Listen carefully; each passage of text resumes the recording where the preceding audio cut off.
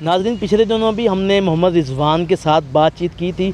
आज फिर एक मरतबा मोहम्मद रिज़वान हमारे पास आए हैं। इनका कहना है कि सोशल वेलफेयर ऑफ़िस में जब भी मैं गया हूँ, नौकरी की तलाश में वहाँ पर गया हूँ और मेरे साथ बदतमीज़ी की गई है, मुझे धक्के दे के बाहर निकाला जाता है। उनका कहना है कि हम आपको नौकरी नहीं देते, आप हमारा क्या कर लेंगे। मज़ीद जानते हैं मोहम्मद रिज़वान से। जी बताइएगा, क्या वाक़या पेश आया जब आप सोशल वेलफेयर के ऑफ़िस में नौकरी की तलाश में गए? वो जाते हैं, वो कहते हैं 12,000 है मजदूर में, बच्चे खाने वाले में, किस बच्चे को मजदूर नौकरी में दें। अगर 12,000 बच्चे को कैसे नौकरी दें, ना दें हम क्या कर लेते हैं। वो मतलब कहता है अगर मैं नौकरी तो मना दें मेरे साथ क्या, मैं कंप्लेन बार किए दफ्तर में कंप्लेन उनके। अच्छा। वो कहते हैं तो कंप्लेन का मेरे मैं जो करूँगा नहीं, ना भर्ती करूँ तो क्या कर लूँगा, मेरा मैं नहीं करता जा। और बदतमीज़ी भी की आपके साथ? हाँ, वो बहुत कुछ सुनाया, मैं चुप रहा, सुन तो वापस चला, वापस निकला। मैंने कहा जा मैं नौकरी नहीं देता अब तुम्हारा। क्यों नौकरी नहीं देता? वजह वो कहते हैं 12,000 कैसे मजदूर बच्चों को दें। तो अगर बार तो कंप्लेन करते हैं सिटी पोर्टल पर बार हमारे साथ तो वो कहता है नहीं नौकरी देता मैं तुम्हें। मैं अगर ना लिखते दिन तुम मेरा क्या कर लोगे। अब आप क्या कहना चाहेंगे? हुकूमत वक्त से क्या मुतालबा करेंगे? हुकूमत से अपील है मेरे को, सरकारी महात्मा मजदूर कोर्ट में नौकरी दी जाए। ये मेरे पास लेटर है सोशल वेलफेयर दफ्तर में, 10 दिन में मुल्तान फील्ड में नौकरी की, इन्होंने भेजा।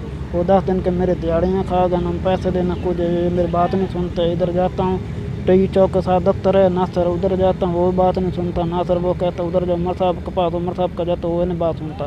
धक्के खा रहा हूँ, 15-20 दिन हो गए जिधर जगह धक्के खा रहा हूँ, कोई सुनने वाला नहीं है। अच्छा, इस नौकरी की तलाश में कितने अरसे से फिर रहे हैं आप?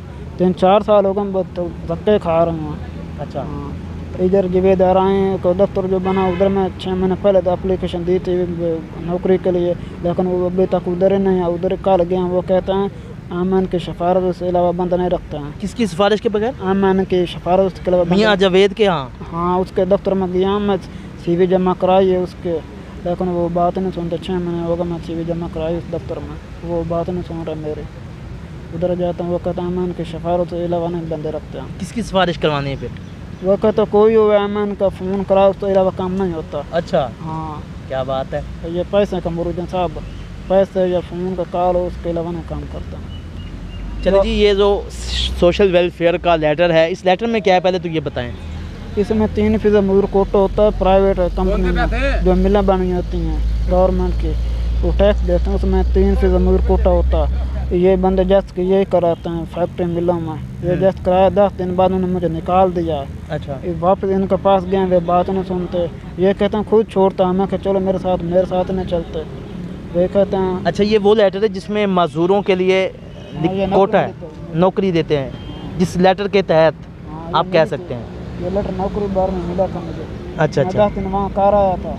अच्छा जी, ये लेटर दिखा रहा है जिसमें इसको 10 दिन के लिए नौकरी दी गई थी, लेकिन 10 दिन की तनख्वाह इनको नहीं मिली। कितनी तनख्वाह आपकी 10 दिन की? तो वो 25,000 के महीने की सैलरी थी। अच्छा।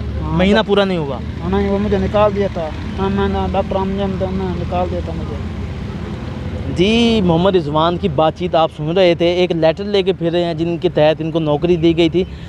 महीने की तनख्वाह 25,000 थी, लेकिन इनको 10 दिन के बाद ही इनका कहना है कि मुझे निकाल दिया गया। सोशल वेलफेयर के ऑफ़िस में गए, वहाँ पे भी इनको धक्के दे के बाहर निकाल दिया गया। हुक्काम बाला से इनका मुतालबा है, इनका कहना है कि क्या हम पाकिस्तानी शहरी नहीं हैं? क्या हमारा हक़ नहीं है? अगर मैं मज़दूर हूँ तो क्या पाकिस्तानी शहरी नहीं हूँ?